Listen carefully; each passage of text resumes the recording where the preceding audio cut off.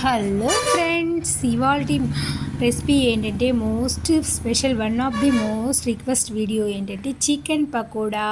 ఇది స్ట్రీట్ స్టైల్లో చేసే చికెన్ పకోడా. ఈ పకోడాలో ఎన్నో రకాలు ఉంటాయి, కానీ మా స్టైల్లో చేసే కొన్ని టిప్స్ ఫాలో అవుతూ చికెన్ పకోడా ఈ విధంగా చేస్తే చాలా క్రంచీగా, క్రిస్పీగా, టేస్టీగా చాలా బాగుంటాయి. ఇంకెందుకు ఆలస్యం, మనం నెక్స్ట్ అయితే వీడియోలోకి వెళ్ళిపోతాము. ఇక్కడ నేనైతే హాఫ్ కేజీ చికెన్ అయితే తీసుకున్నాను. హాఫ్ కేజీ చికెన్ని హాఫ్ అన్ అవర్ ఉప్పు వేసి నానబెట్టి తర్వాత అయితే తీసుకుంటే అందులో ఉన్న నీసు వాసన అంతా స్మెల్ రాకుండా చికెన్ అయితే బాగా ఉంటుంది. చికెన్ వేసాక క్రంచీగా, టేస్టీగా, క్రిస్పీగా అయితే వస్తుంది ఇలా చేయడం వల్ల. ఇప్పుడైతే హాఫ్ టీ పసుపు, half teaspoon garam masala, అల్లం వెల్లుల్లి పేస్ట్ ఒక స్పూన్ అయితే వేసుకుని సరిపడంత కారము వేసుకున్న తర్వాత మన కలర్ పొడి, నేను ఇక్కడైతే కలర్ఫుల్ కోసం ఒక చిటికెడు కలర్ అయితే వేసుకున్నాను. మీరైతే కలర్ పొడి స్కిప్ చేయొచ్చు. ఇందులోనే ఒక 4 స్పూన్లు కార్న్ఫ్లోర్ అయితే వేసుకున్నాను, 4 స్పూన్లు మైదా అయితే వేసుకొని ఇదంతా బాగా ముక్కలకి తగినంత సాల్ట్ అయితే వేసుకొని ఇదంతా బాగా ముక్కలకైతే పట్టించాలి. బాగా ముక్కలకి పట్టిస్తేనే చికెన్ పకోడా అనేది క్రిస్పీగా, టేస్టీగా, జ్యూసీగా అయితే ఉంటుంది.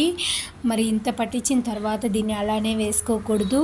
ఇప్పుడైతే మనం ఒక 2 అవర్స్ అయితే ఫ్రిడ్జ్లో అయితే పెట్టుకోవాలి. మరి రాత్రంతా నానితే ఉదయం ఆహా ఎంత టేస్టీగా ఉంటుందో ఈ చికెన్ పకోడీ, అంత బాగుంటుంది. ఇక్కడైతే 2 గంటలు ఫ్రిడ్జ్లో పెట్టి నానిన తర్వాత నేనైతే బయట తీసేసి ఇక్కడ ఆయిల్ వేడి చేసుకున్నాను.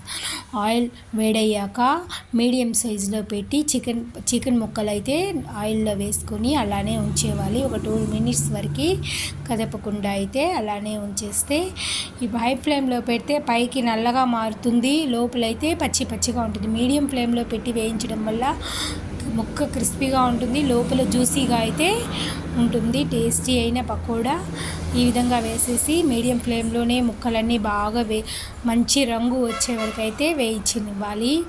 ఇలా గోల్డెన్ బ్రౌన్ కలర్ వచ్చే వరకు అయితే వేగిన తర్వాత, గోల్డెన్ కలర్ వచ్చిన తర్వాత బాగా మనం తీసినామంటే ఇంకా మంచి కలర్ అయితే వస్తుంది.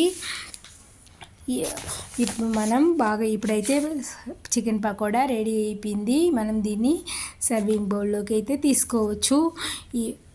ఎంత టేస్టీగా ఉంటుందంటే ఈ రెసిపీ అంత టేస్టీగా ఉంటుంది. మంచి కలర్గా, క్రిస్పీగా రావటానికైతే నేను చెప్పే ఈ టిప్స్ అయితే ఫాలో చేయండి. చికెన్కి ఉప్పు నీళ్ళలో నానబెట్టిన తర్వాత మసాలాలంతా బాగా పట్టించి నానబెడితే చికెన్ పకోడా అయితే ఇంత టేస్టీగా అయితే వస్తుంది. మరి మీరు ఈ వీడియోని అయితే తప్పకుండా ట్రై చేయండి, మాకు కామెంట్ చేయండి. మా వీడియోకి తప్పకుండా